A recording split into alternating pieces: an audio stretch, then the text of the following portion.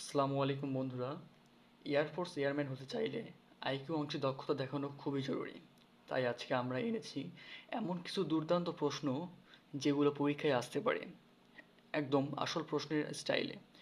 ভিডিওটা শেষ পর্যন্ত দেখার জন্য অনুরোধ রইল। আর যারা আমার চ্যানেলটিতে নতুন তারা অবশ্যই সাবস্ক্রাইব, লাইক এবং শেয়ার করবেন যদি ভিডিওটি ভালো লেগে থাকে। তাহলে আপনাদের সবাইকে আজকে আমাদের প্রথম ক্লাসে স্বাগতম। আমাদের প্রথম প্রশ্নে দেখতে পাচ্ছি ফাইন্ড আউট দ্য ওড। এই ক্ষেত্রে আমাদের দেখতে হবে কোন সংখ্যাটি ভিন্ন। আমরা দেখতে পাচ্ছি 3, 5, 11, 14, 17, 21। তো এই সংখ্যাগুলোর মধ্যে আমরা দেখতে পাচ্ছি 3, 5, 11, 17, 21 এগুলো হলো বিজোড় সংখ্যা।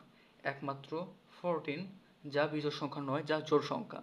সুতরাং এখানে ওড হবে হলো সি নম্বর 14। এটা হবে হলো অ্যান্সার।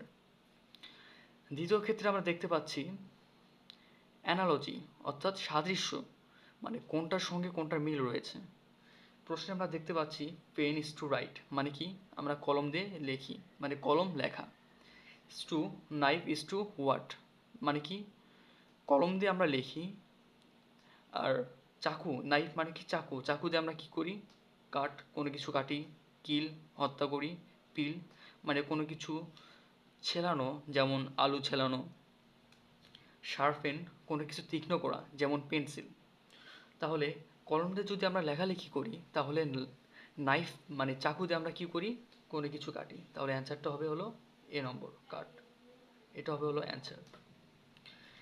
তৃতীয় নম্বর প্রশ্নে আমরা দেখতে পাচ্ছি 3, 6, 11, 18, 27 এর পরবর্তী সংখ্যা কোনটি হবে।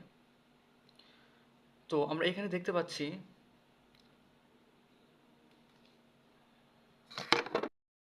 তো এখানে যদি আমরা 3-এর সঙ্গে 3 যোগ করি, 3-এর সাথে 3 যোগ করলে আমরা পাচ্ছি 6।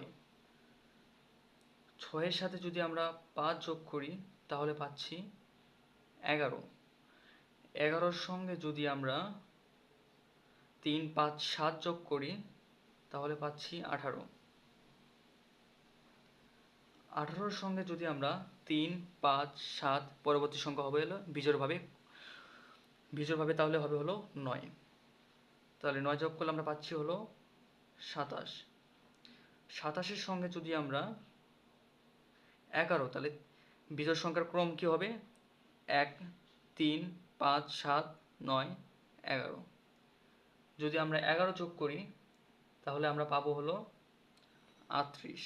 তাহলে অ্যান্সারটা হবে হলো সি নম্বর 38। তো এটা কীভাবে হলো, আমাদের বিজোড় সংখ্যার ক্রমগুলো যোগ করে দিতে হবে। প্রথমের সাথে 3 যোগ করব, তারপরে সঙ্গে 5, তারপরে 7, তারপরে 9 এবং তারপরে 11। যেটা পাবো সেটা হবে আমাদের অ্যান্সার। পরবর্তীতে ওড ওয়ান আউট, মানে কোনটা অমিল রয়েছে সেটা বের করতে হবে আমাদের। তো আমরা দেখতে পাচ্ছি এখানে ক্রো মানে কাক, প্যারট টিয়া পাখি, ব্যাট বাদুড়, পিছন মানে কবুতর। এখানে 4টাই পাখি, কিন্তু এরই মধ্যে কাক ডিম দেয়, প্যারট টিয়া পাখি ডিম দেয়, পিজন কিন্তু কবুতর ডিম দেয়। একমাত্র বাদুড়, যে একজন স্তন্যপায়ী প্রাণী, যে বাচ্চা প্রসব করে কোনো ডিম প্রদান করে না। তাহলে এখানে ওড হবে হলো ব্যাট।